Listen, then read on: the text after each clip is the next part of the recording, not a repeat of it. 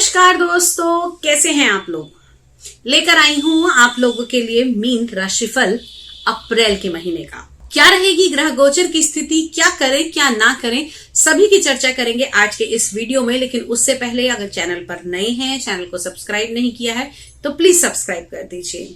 तो चलिए समय न व्यतीत करते हुए बात करते हैं कि मीन लगन वाले जातकों के लिए नव संवत्सर का ये पहला महीना, जी हाँ, अप्रैल का महीना कैसा रहने वाला है। अप्रैल के महीने की अगर हम बात करें तो माह के शुरुआत में आपके लगन से चंद्रमा का जो गोचर रहने वाला है वो रहने वाला है कर्म भाव के अंदर। तो कहीं ना कहीं काम में व्यस्तता आपकी बनी रहेगी, मन काम में बहुत ज्यादा लगने वाला है। और साथ ही अगर हम ये देखें कि इस माह की शुरुआत में आपको आपके काम से खुशी और आनंद भी मिलता हुआ दिखाई देगा। तो है ना खुशखबर।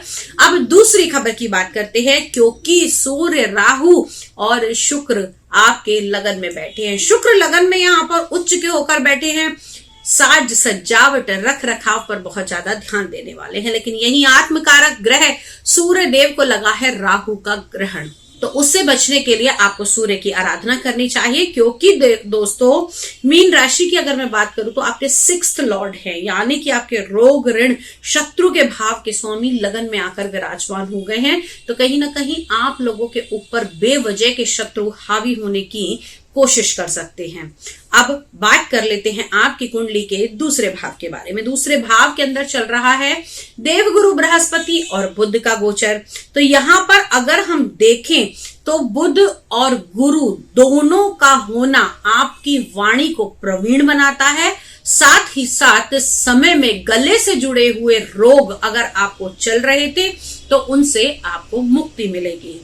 आपकी वक्तव्य के अनुसार लोग आपसे प्रभावित होंगे, खासतौर से आपके परिवार में, आपके कुटुंब में आपकी बातों को विशेषकर सर्वोपरि माना जाएगा।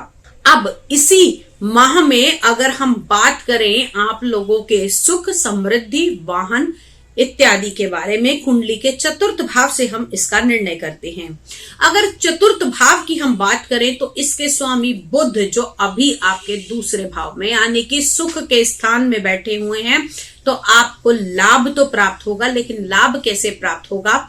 अगर आपका कपड़े का कारोबार है, ट्रेडिंग का बिजनेस है, CAS हैं, कैलकुलेशन में लगे हैं, बैंकिंग सेक्टर से लगे हुए हैं, वाणिज्य का कोई काम करते हैं, तो आप लोगों को ये सुख प्रदान करेगा। साथ ही साथ अगर कुछ आप अपने घर में लाने के बारे में लंबे समय से सोच रहे थे तो इस माह में वो आपकी इच्छा पूरी हो सकती है। अब बात कर लेते हैं आपकी संतान के बारे में। तो दोस्तों, अगर मैं संतान की बात करूं तो संतान के भाव के ऊपर अभी आप लोगों को थोड़ा सा काम और करना पड़ेगा। इस समय में आपकी संतान का मनोबल जो है वो थोड़ा सा गड़बड़ा सकता है।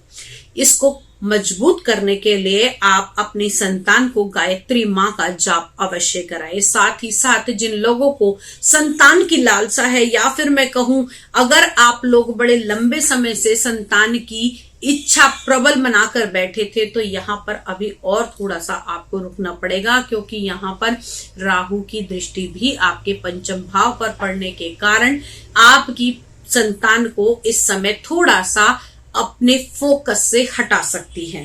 अब अगली बात करते हैं आप लोगों के वैवाहिक संबंधों के बारे में।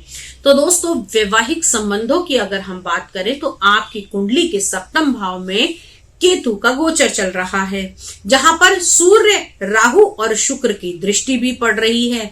यहाँ शुक्र की दृष्टि नीच होकर आ जाती है, तो कहीं ना कहीं आपकी पत्नी से आपके जो विचार हैं वो नहीं मिलेंगे। रिश्तों में कलह कलेश रह सकती है।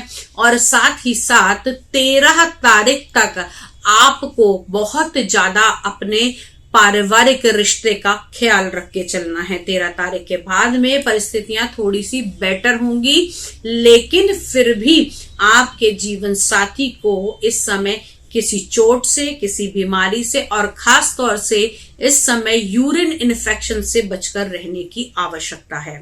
अब बात कर लेते हैं आपके व्यवसाय के बारे में। जी हाँ, अगर आपकी फैक्ट्री, कारखाना, या फिर किसी प्रकार का बिजनेस है तो आने वाले समय में उसमें आपको लाभ की प्राप्ति होगी। इस महीने में आपका पैसा भी आएगा और कुछ नए फिक्स एसेट भी बनाते हुए आप दिखाई देंगे, क्योंकि आपके कर्म भाव के स्वामी इस समय आपके धन के स्थान पर हैं। तो जितना आप काम करेंगे उससे अधिक मिलने की आपको संभावनाएं इस समय मिलती हैं। साथ ही साथ आपके कारोबार में आपके परिवार के सदस्य और आपके कुटुंब के मेंबर्स भी साथ दे सकते हैं। अगर आप अपने पिता का या बड़े भाई के साथ में अपना कारोबार चला रहे हैं तो वो आपके लिए बहुत लाभपूर्ण रहने वाला है ये महीना।